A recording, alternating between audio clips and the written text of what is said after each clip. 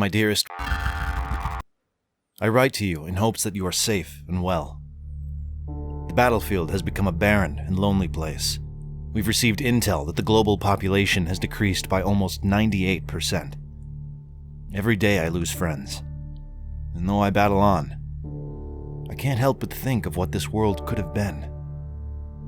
I have a lot of time to think these days, on the long walks to our objectives. I have been fortunate, though. My training has enabled me to survive on my own for this long. Engagements are few and far between, but I have racked up an impressive kill count among my team. Or at least, I think I have. The officers won't actually let us look at the scoreboard. A fellow combatant has informed me that it wouldn't matter anyway. It seems that bots have been deployed to the front, so our kill count would seem inflated. This is all the news I have for you for now.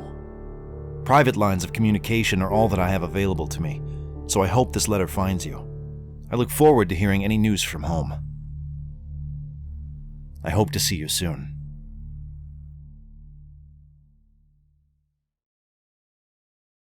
I love Battlefield. So when the 2042 release trailer dropped, I was hyped. When the gameplay trailer dropped, I was hyped. When the open beta launched, I played it, and I was hyped. And finally, on November 19th, 2021, the day that 2042 finally released, I had already moved on. It was another rocky launch. Not surprising, it's kind of Battlefield's thing. But somehow, this one felt different. It wasn't just buggy. The maps felt too big. The scoreboard has only just recently been added. And I still, to this day, have no idea how to change squads in a match. But worst of all, it didn't feel any better or even very different from existing Battlefield games. Now, I won't spend the whole video dumping on 2042, but the disappointment is pretty much universal, and I'm no exception.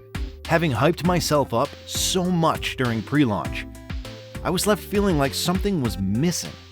Like I needed to fill a void that should have been filled by Battlefield.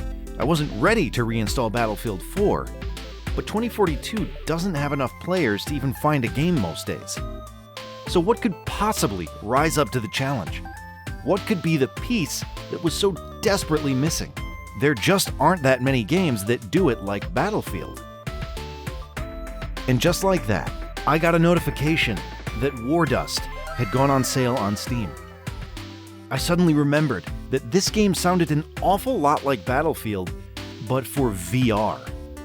64 players on a map, modern vehicles and weaponry, squad-based gameplay. Could this be the game? The fix that I need until Battlefield 2042 rises from the grave? There was only one way to find out for sure. After exploring the menu briefly and hopping into a game, this was my initial reaction. I think that's the match. Oh, that is so cool. Oh no. So it's basically pistols, I guess? I can't grab the front of my gun. Not that it matters, just like no recoil.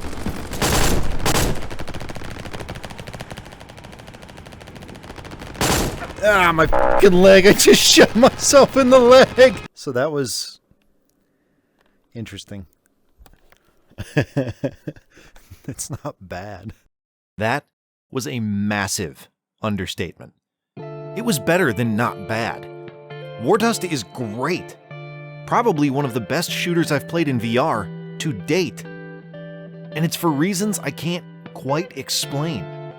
On the surface, Wardust looks a little crusty, unpolished, and honestly kinda gross compared to the AAA games we've become accustomed to these days.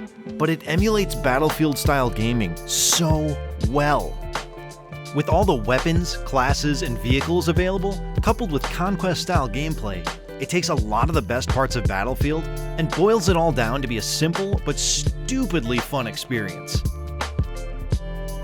Despite the gun handling being relatively basic and the equipment on your chest being a little janky at times, the gunplay still feels really good. And the parachuting and climbing are a movement system all on their own. For a game that's a couple years old and kind of rough looking, I wasn't expecting much of a player base here, but I was pleasantly surprised. In fact, it's built a community of dedicated fans. One of the players I met has around 1,000 hours in the game. And according to him, a lot of the other people who play this game regularly have about 1,000 as well.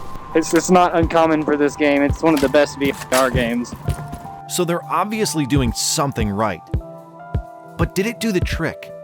Is this my go-to game when I start to crave some Battlefield? Wardust is obviously meant to channel the spirit of Battlefield in a VR format, and it is obscenely fun. But ultimately, no, it doesn't scratch the itch. That's not to say it doesn't bring me joy. I love this game, and it took less than half a match to figure that out. But there will always be something uniquely enjoyable about the games in the Battlefield franchise. I spent the first half of this video bad-mouthing 2042 for all of its faults, but the truth is, I really do hope it makes a comeback. I hope it becomes the game we were all hoping for because, like I said, there's nothing quite like a Battlefield game. Even though I'll be reinstalling Battlefield 4, I am definitely not done with Wardust. The base game is fun as it is, but I haven't even checked out the modded content yet, so there's still plenty to explore. I'm glad I finally gave Wardust a shot. The experience is unlike any of the other VR first-person shooter games I've played, and it's a welcome breath of fresh air. Maybe someday I'll hit that 1,000-hour milestone, or maybe they'll put out a Wardust 2. Either way, I'm looking forward to following this game and seeing where it goes.